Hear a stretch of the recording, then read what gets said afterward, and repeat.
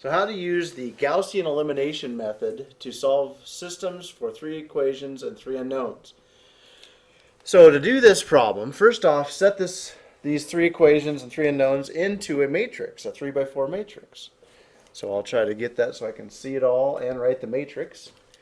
And so my matrix would look something like this. 1, 2, negative 2, where you're just using the coefficients in front of the variable there. And then 5, 9, negative 4, and negative 3. And then 3, 4, negative 5, and negative 3. And we're going to put that matrix in reduced form in order to find our answer. Reduced echelon form.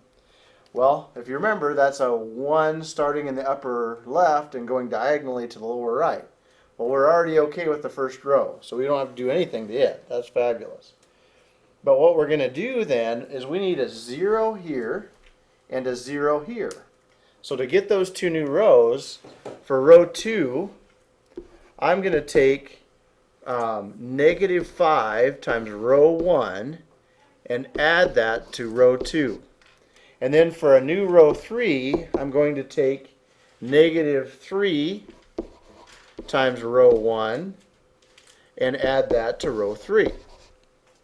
To get a new, I don't know, maybe you should put a little prime there because it's going to be a new row. And I better eliminate that so I don't think it's a minus sign before I get started. So this was a 5, this was a 1, and now we're ready to go.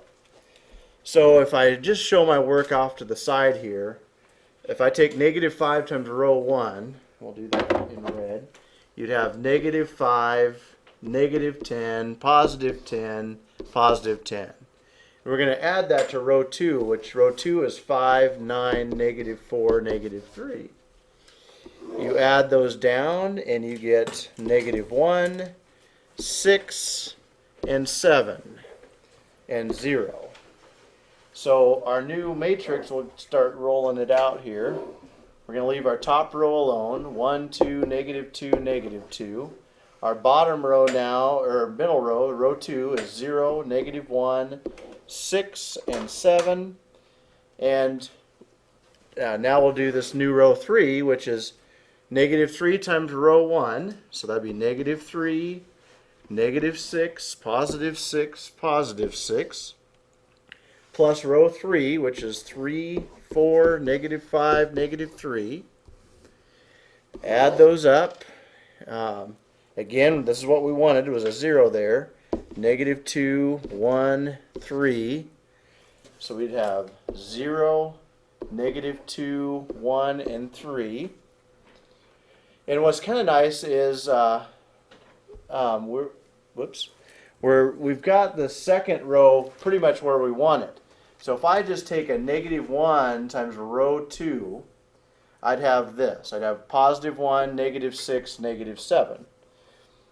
So that one's in the form we need. So the last thing left to do is make this a 0 so that we can end up with a 1 here. So we'll take it looks like 2 times row 2 and add that to row 3 to get our new row 3. So when you do that, we would have, let's take 2 times row 2, so that'd be 0, 2, negative 12, and negative 14. And our row 3 is 0, negative 2, 1, 3. Let me give myself a little more room here. We'll add those together, and you've got 0, 0, negative 11, negative 11. Yes. So, new matrix time. And I'll stick it here. Probably better do it in a different color. So we've got the top row staying the same. 1, 2, negative 2, negative 2. Okay, and then our second row is already how we want it, which is 0, 1, negative 6, and negative 7. And then our third row is that 0, 0, negative 11, negative 11. So we're just about done here. The last thing we need to do is we need a 1. Let me swing it back up there here. We need a 1 right here, a positive 1. Well, we can just divide by negative 11. So for a new row 3, you can take row 3 divided by 11, a negative 11, excuse me.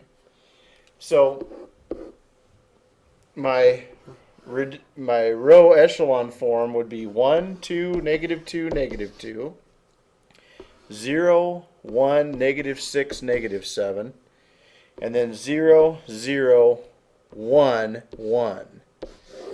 Okay, now I'm going to convert that back to an equation. And here's how you solve the equation with this matrix. So the top equation, going back to with my coefficients and variables, would be x plus 2y minus 2z equals negative 2. And then 0x plus y minus 6z equals negative 7. And 0x plus 0y plus z equals 1. And so this is my new set of equations. And we know now z is equal to 1. So now you can work backwards to find the rest of your answers. So when z equals 1, I'm going to take that z equals 1 and plug it into the equation up above. So you would have y minus 6 times 1 equals negative 7. And so y minus 6 equals negative 7. Add 6 to both sides of my equation, and y equals negative 1. So now I have negative 1, and I have z as 1, so we'll plug those into the top equation. So to find x, so x plus 2 times negative 1 minus 2 times 1 equals negative 2. You go ahead and solve that, and you'd have x minus 2 equals negative 2. And you keep going with that, and you'd have x minus 4 equals negative 2. Add 4 to both sides, and x is equal to 2. And so there are your three answers to that. So these three planes intersect at 2, negative 1, and 1. Because that's what x, y, and z are equal to. And so I'll do one more example and let you try it on your own here. Okay, and again on this one, go ahead and try it. Hit stop, see what you can do with this problem, and then see if your answer matches mine. So the first step you do is make a matrix out of this thing, and so it'd be 3, 7, negative 4.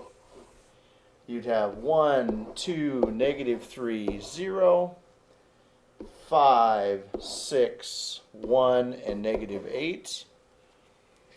And now we'll put it in reduced row form. Now, here's what's nice, is this 1 here is at the beginning. So what I'm going to do is swap my rows.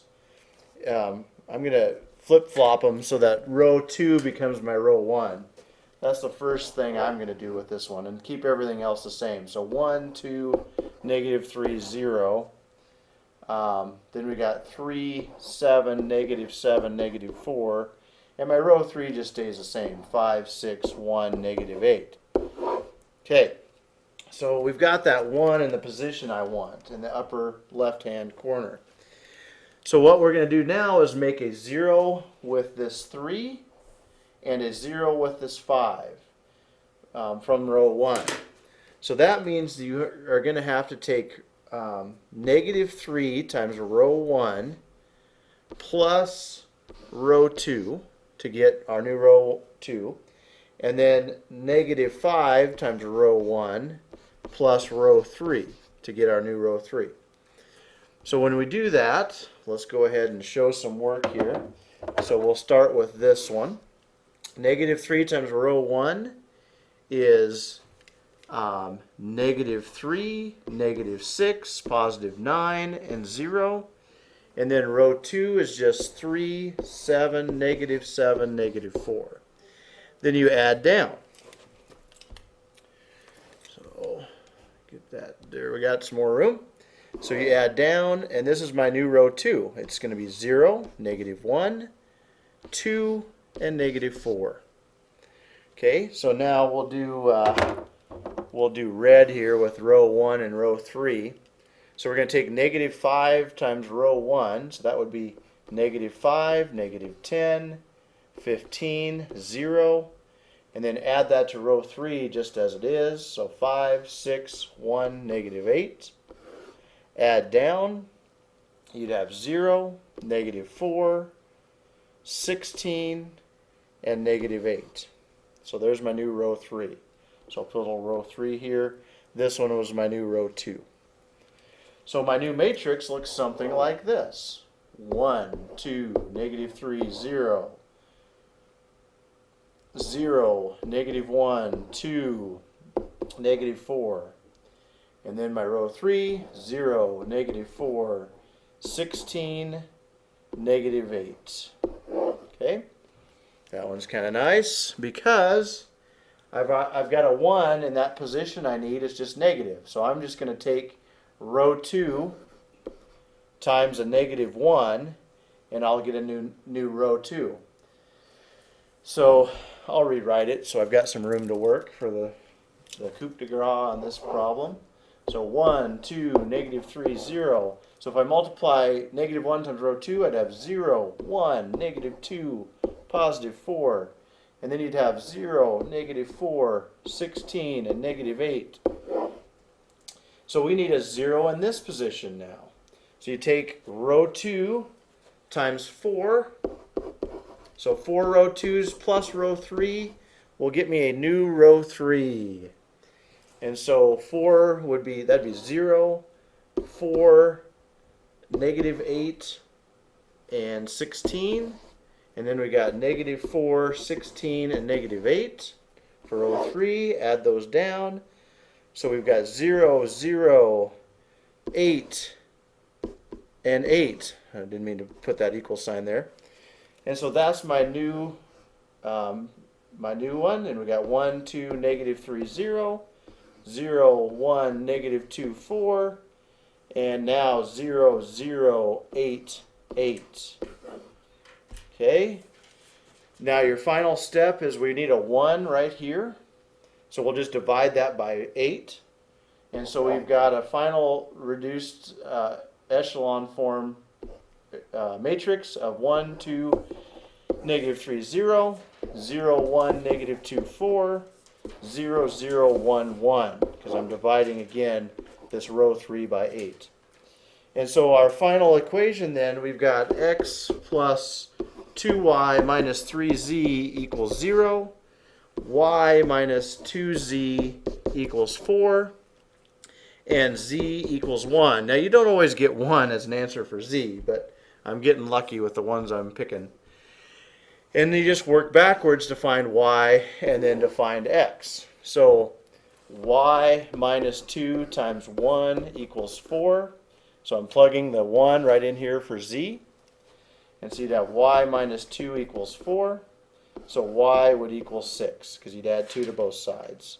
Then take the 1 and the 6 and plug it into the top equation. That would be x plus 2 times 6 minus 3 times 1 equals 0. And so x plus 12 minus 3 equals 0.